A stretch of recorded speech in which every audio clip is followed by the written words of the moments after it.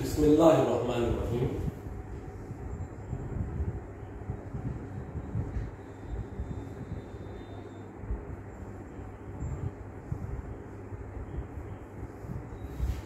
عزیز طلباء و طالبات، ہم لوگ ہمارے بی اے فرسٹ ایئر کا میجر پیپر طنز و مزاح کے متعلق گفتگو کر رہے ہیں. ہم نے مستقلاً طنز و مزاح کی تعریف کو موضوع گفتگو بنایا. ماہرین کے ذریعے طنز اور مزاح کی تعریف کو ہم نے سمجھنے کی کوشش کی. طنز کیا ہے، مزاح کیا ہے، اردو میں طنز کا مقام کیا اور مزاح کا مقام کیا، بلکہ صرف زبان میں نہیں بلکہ زندگی میں طنز و مزاح کا مقام کیا ہے، اور طنز و مزاح اردو ادب میں کیا مقام اور کیا حیثیت رکھتی ہیں. طنز و مزاح کی تعریف کو سمجھتے ہوئے، طنز و مزاح کی اہمیت کو سمجھتے ہوئے اور طنز و مزاح کی ہم نے باہمی روابط کو سمجھنے کی کوشش کی. ہم نے تعریف مفہوم کے ساتھ ساتھ طنز و مزاح کو اپنی زندگی میں اور ادب میں کس طریقے سے بڑھتا جاتا ہے اس پر تفصیلی گفتگو کی. آئیے اب ہم ایک موضوع ہے جو موضوع بحث رہے گا ہمارا، وہ ہے اردو ادب میں اردو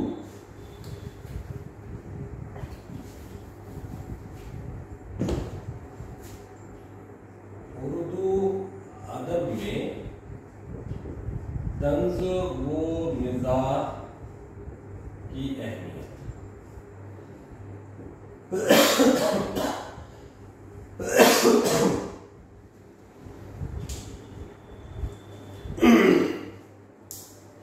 اب جب ہمارے یہ بات سمجھ میں آ گئی طنز کیا ہے، مزاح کیا ہے، طنز اور مزاح کا باہمی تعلق کیا ہے، طنز زندگی کے لیے کتنا ضروری ہے اور مزاح زندگی کے لیے کتنا ضروری ہے، جب یہ بات ہمارے سمجھ میں آ گئی تو آئیے ہم اگلے باب کی طرف جو کہ ہمارے نصاب میں شامل ہے، موضوع گفتگو ہے طنز و مزاح کی اہمیت. اردو ادب میں طنز و مزاح کی اہمیت پر ہم گفتگو کریں گے.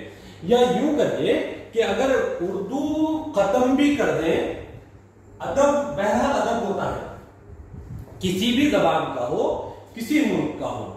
جو ادب ہے اس کے اندر طنز و مزاح کا اپنا مقام اور اپنی اہمیت ہے، بلکہ ادب ہی کے اندر نہیں، زندگی کے اندر بغیر طنز و مزاح کے زندگی میں بھی طنز و مزاح کی اپنی اہمیت و افادیت ہے. آئیے ہم یہاں پر اسی موضوع کو مستقل بحث بناتے ہوئے آگے بڑھتے ہیں.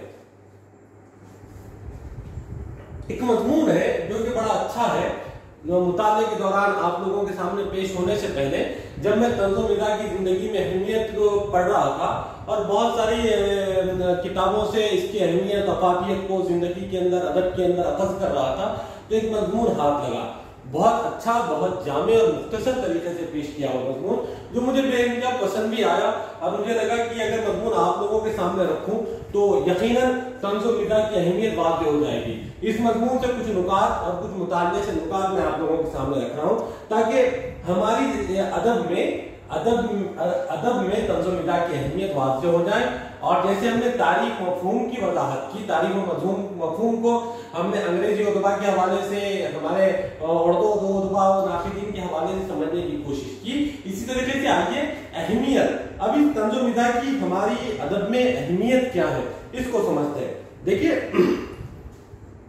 تمہیدی گفتگو کے اندر یہ بات آئی کہ حسن، خیر اور حقیقت، حسن، خیر اور حقیقت. دیکھیے زندگی سے تعلق رکھنے والی یہ تین چیزیں، حسن، خیر اور حقیقت، یہ زندگی سے تعلق رکھنے والے تین ناوین. حسن، خیر اور حقیقت تینوں کا ایک آہنگ بنا کر پیش کرنے کا نام ادب ہے.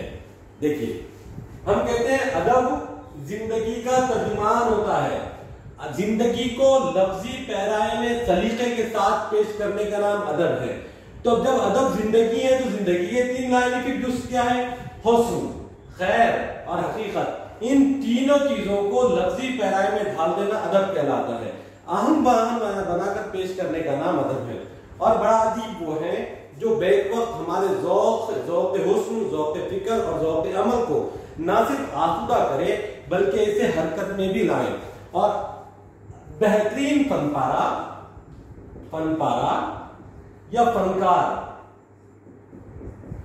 وہ کہلاتے ہیں جو زندگی کی حقیقت کو ادبی پیرائے میں پیش کرے۔ جس فن پارے میں زندگی کی حقیقتیں حقیقی آئینے میں پیش کی جائیں وہ فن پارا کامیاب فن پارا کہلاتا ہے، اور وہ فنکار جس نے اس کی فنکارانہ طور پر پیش کیا ہے وہ کامیاب فنکار کہلاتا ہے۔ اس لیے زندگی کی حقیقتوں کو پیش کرنے کا نام ہی ادب ہے۔ قدرت کے تخلیق کردہ تمام جانداروں میں واحد تخلیق انسان ہے جو اپنے آپ پر ہنس سکتا ہے، اور یہی بات جینے کا سلیقہ سکھاتی ہے۔ جو اپنے آپ پر ہنس سکتا ہے، دیکھیے انسان ہی حصے مزاح کا تعلق انسان کے دماغ سے ہے، اور اللہ نے انسان کو اشرف المخلوقات بنا کر سب سے افضل بنایا، سوچنے سمجھنے کی تمیز دی، خیر و شر کا شعور دیا، نیکی اور بدی میں تفریق کی سمجھ دی، اور اسے مزاح کے جزو کو اس کے مزاج میں شامل کیا۔ اس لیے انسان بھلے اور برے کی تمیز، معنی و مفہوم کے ترجمانی کا سلیقہ جانتا ہے، اور یہ حصے خاص اللہ نے دیگر مخلوقات کے اندر نہیں رکھی۔ یہ حصے خاص کی وجہ سے انسان اشرف المخلوقات کہلاتا ہے۔ یہ اپنی ذہنی فکری حیثیت کو بروئے کار لا کر اپنی زندگی کو جینے کا سلیقے میں ڈالتا ہے۔ اس لیے جو انسان کو اللہ نے اشرف المخلوقات بنایا، اس کی خوبی یہ بھی ہے کہ وہ دوسروں پر ہنسنے کے ساتھ ساتھ خود کی ذات پر بھی ہنستا ہے، اور یہ اس کی خوبی اور خاصیت اس حوالے سے کسی بھی زبان کے ادب میں طرز و مزاح کی اہمیت بڑھ جاتی ہے۔ ہنسی دراصل تصور اور حقیقت کے مابین ناہمواری کے وجود کا ایک اچانک محسوس کر لینے سے جنم لیتی ہے۔ یہ ناہمواری خلاف توقع جتنی شدید ہوگی اتنی شدید ہنسی نمودار ہوگی۔ کہتے ہیں ہنسا کس چیز پہ جاتا ہے؟ کسی کی کمی پر، کوئی کمزوری پر، معاشرے کی ناہمواری پر، بے اعتدالی پر۔ آدمی حصے مزاح رکھنے والا ان ناہمواریوں کی اصلاح کے لیے اس کے اندر مزاح پیدا کر کر اس کی اصلاح کا طالب ہوتا ہے۔ اس لیے مزاح، ہنسی، یہ جو چیزیں ہیں یہ انسان کا جزء لائلفک ہے۔ جہاں ہر شے موضوع اور مکمل ہوگی وہاں ہنسی کا کارگزر نہیں ہو سکتا۔ یہ عدم تکمیل اور بے ڈھنگے پن کے احساس کا نتیجہ ہوتی ہیں۔ کہہ رہے ہیں، چلیے یہ جملے سے میں اتفاق نہیں کرتا کہ جہاں ہر شے موضوع اور مکمل ہوگی وہاں ہنسی کا گزر نہیں ہو سکتا۔ یہ عدم تکمیل اور بے ڈھنگے پن کے احساس کا نتیجہ ہے۔ اس بات سے میں اتفاق نہیں کر سکتا، کیونکہ جہاں پر بے اعتدالی ہو، بے ڈھنگا پن ہو، یا پھر جو معاشرہ مکمل نہ ہو وہاں ہنسی مزاح نہ ہو، یہ تو ممکن نہیں ہے، کیونکہ حصے مزاح انسان کی جبلت کا حصہ ہے۔ یہ بات صحیح ہے کہ معاشرے کی ناہمواریوں پر انسان مزاح پیدا کرتا ہے، لیکن کچھ ایسے حالات بھی ہوتے ہیں، خوشگوار حالات بھی ہوتے ہیں، کسی چیز میں ناہمواری نہ ہو تب بھی انسان کی جبلتیں کچھ ایسے موضوع ڈھونڈ لیتی ہیں جہاں پر وہ اچھے پہلوؤں پر بھی مزاح کے عنصر کو پیدا کرتا ہے۔ جیسے کہ دیکھیے اللہ کے نبی صلی اللہ علیہ وسلم کی حصے مزاح ایک واقعہ یاد آیا، آپ لوگوں کو بتاؤں۔ میں اس صاحب قلم سے اتفاق نہیں کرتا، اب میں آپ کو بتاؤں کہ اللہ کے نبی صلی اللہ علیہ وسلم ایک مرتبہ بیٹھے ہوئے تھے۔ لکھا ہے کہ ایک دو واقعات ہیں. ایک جگہ حضرت سلمان فارسی کے تعلق سے ہے جو کہ عمر کے 300-350 سال کی عمر میں اسلام قبول کیا تھا, سب سے ضعیف العمر صحابی تھے. اور ایک جگہ یہ بھی لکھا ہے عائشہ رضی اللہ تعالیٰ عنہ کے پاس ایک بڑھیا آئی, بڑی ضعیف العمر بڑھیا تھی, اور اس وقت وہ حضرت عائشہ کی جاننے والیوں میں سے تھی, رشتہ داروں میں سے, بہرحال جو بھی تھی وہ بڑھیا آئی اور وہ حضرت عائشہ کے پاس بیٹھی ہوئی تھی. حضرت آئے اور اس وقت اللہ کے نبی صلی اللہ علیہ وسلم حاضر ہوئے. اللہ کے نبی صلی اللہ علیہ وسلم گھر میں داخل ہوئے, دیکھا کہ ایک بڑھیا ہے. معاشرے کے لوگوں نے پوچھا کہ کون؟ کہنے لگی کہ یہ میری خالہ ہے.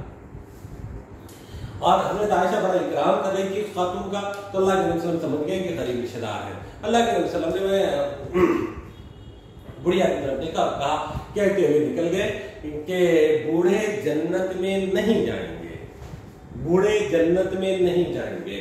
تو ماں عائشہ رضی اللہ تعالیٰ نے بات سنی, بڑھیا نے بھی کی, اور اللہ کے نبی صلی اللہ علیہ وسلم نکل کر مسجد نبوی میں آ گئے. وہ بات سننا تھی, وہ بڑھیا بے تحاشا رونے لگی اور ایک واویلا مچا دیا. کہا کہ محمد صلی اللہ علیہ وسلم نے کیسے کہا بوڑھے جنت میں, تو اس بڑھاپے میں اسلام قبول کیا اور میں جنت میں نہیں جاؤں گی, اللہ میرے ساتھ کیا کرے گا, بے تحاشا. حضرت عائشہ کو دیکھا نہیں گیا. اللہ کی حضرت عائشہ اللہ کے وسلم مسجد نبوی میں بڑھیا کی آواز سنی تو پورے گھر پہ واپس آئے اور پوچھا کیا بات ہے. کہنے لگے اللہ کے وسلم ابھی آپ نے کہا تھا. حضرت عائشہ کہنے لگی کہ اللہ کے وسلم ابھی آپ نے کہا تھا کہ بوڑھے جنت میں نہیں جائیں گے. تو اس لیے خالہ نے واویلا مچا دیا. کہنے اللہ کے وسلم مسکرانے لگے, کہنے لگے کہ بوڑھوں کو بھی اللہ جوان بنا کر جنت میں ڈالے گا. اب آپ غور کریں اللہ کے نبی صلی اللہ علیہ وسلم کی حصے مزاج کو. اب جو کہہ رہے ہیں کہ معاشرے کی ناہمواریوں پر ہنسا جاتا ہے, نہیں, بلکہ حصے مزاج معاشرے کی ناہمواری نہیں بلکہ شوقیت تباہ کا ایک جز ہے, اور یہ انسان کے اندر کم و بیش موجود ہوتا ہے. کسی کے اندر کم اور کبھی سے اگر یہ حصے مزاج نہ ہو تو انسان تو بالکل سنگلاس ہو جائے, پتھر بن جائے. ہاں, اور پتھروں کے اندر یہ حصے مزاج موجود نہیں ہوتا. اس لیے ایک اچھا مزاج نگار سماجی اقدار کے مابین تضادات کی کوپ سے جنم لیتا ہے. یہ ہر لکھنے والے کی صلاحیت پر منحصر ہوتا ہے کہ وہ اپنے مطالعے مشاہدے کے زور پر ان ناہمواریوں کو ایک خوبصورت موڑ دے کر مزاح کے روپ میں تعریف. مزاح نگار دراصل ایسا فن ہے جس میں چیز کو ٹیڑھے زاویے سے دیکھا جاتا ہے اور اسے مست کر کے پیش کیا جاتا ہے. ہاں, یہ بات صحیح ہے. دیکھیں ادب میں جب مزاح کا تعلق آ جاتا ہے, ادب میں جب مزاح کا تعلق آتا ہے, ادب میں جب مزاح کا تعلق آتا ہے, جب مزاح کا رابطہ ادب سے ہوتا ہے, طنز و مزاح کا, جب ادب میں مزاح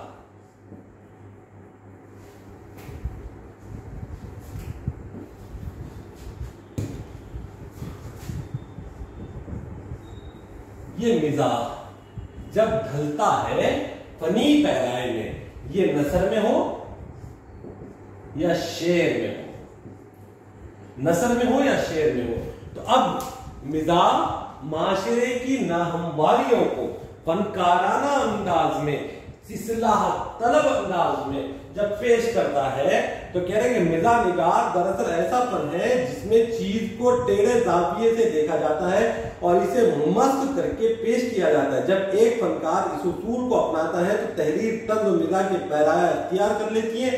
تحریر میں یہ اسلوب گہرے عرفان, ذات اور سماجی شعور سے پیدا ہوتا ہے. مزاح کی لازمی شرط مقصدیت ہے, اس کی تہ میں ایک اچھے معاشرے کی تشکیل کا جذبہ ہوتا ہے. اس کی تہ میں ایک اچھے معاشرے کی تشکیل کا جذبہ ہوتا ہے اور مزاح کے لازمی شرط مقصدیت ہے. اس کی تہ میں ایک اچھے معاشرے کی تشکیل کا جذبہ کار فرما ہوتا ہے. دیکھیے مزاح کی لازمی شرط مقصدیت ہے, اور مقصد کیا ہے؟ مقصد کیا ہے؟ اصلاح معاشرہ. مقصد کیا ہے؟ اصلاح معاشرہ, یعنی معاشرے کی ناہمواریوں کو, معاشرے کے عیبوں کو طنز و مزاح کے نشتر کے ساتھ اصلاح کے جذبے کے ساتھ اس کی اصلاح کی جائے, उस बिगाड़ को दूर किया जाए, उस बेएतदाली को खत्म किया जाए, उस नाहमवारी का खात्मा किया जाए, ये मिजाह का मकसद है, बुनियादी मकसद। ना कि तंज और मिजाह का नहीं मकसद है कि माशरे में बिगाड़ पैदा किया जाए या इंतशार पैदा किया जाए। इसलिए माशरे में तंज और मिजाह की जिस तरीके से माशरे में अहमियत है, इसी तरीके से अदब में भी अहमियत है, क्योंकि अदब जिंदगी का तर्जुमान है, अदब जिंदगी को बयान करता है, अदब जिंदगी की तर्जुमानी करता है। अदबी फनकारों में वो नसर हो या नज़म हो, वो अफसाना हो या वो फिर गजल हो, वो नावल हो या फिर दास्तान हो, वो या मरसिया हो या कसीदा हो, या शेरी असनाफ हो या नसरी असनाफ हो, या फिर अफसानवी अदब हो या गैर अफसानवी अदब हो, ये सारे फनपारों के अंदर जब तंज और मिजाह का दुखूल होता है तो ये फनपारे खालिस मकसदी तौर पर जिस चीज पर ये फनकार जिस चीज पर अपनी माहिराना कलम तंजो मिजाह के नश्तर चलाता है, तो उसके पेश नजर माशरे का वो ऐब, माशरे की वो बुराई, माशरे की वो नाहमवारी होती है जिसकी वो इस्लाह तलब होती है, जिससे माशरे में एक बेहंगमी पैदा होती है। तो मुसन्निफ, अदीब, शायर, फनकार का मकसद ही ये होता है कि अपने कलम के जरिए से, अपनी फनकाराना महारतों के जरिए से उस नाहमवारी को खत्म करे। इसलिए अदीब, शायर माशरे के नंबाज कहलाते हैं।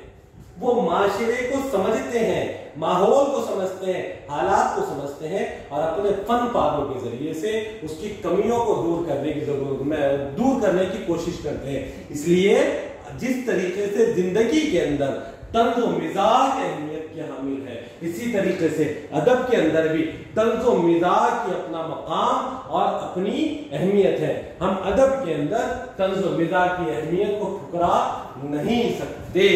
आइए हम इस बात को और तफसीलन गुफ्तगू करने के लिए, इसको मैं मिसालों से मौज़ूए बहस लाने के लिए, मुफक्किरीन और माहिरीन ने अदब में तंज और मिजाह की अहमियत और अफादियत क्या है, किस तरीके से पेश किया है, इस तरफ बढ़ते हैं, ताकि अदब में तंज और मिजाह की अहमियत की पूरी मुकम्मल तौर पर हमारे सामने वजाहत हो जाए।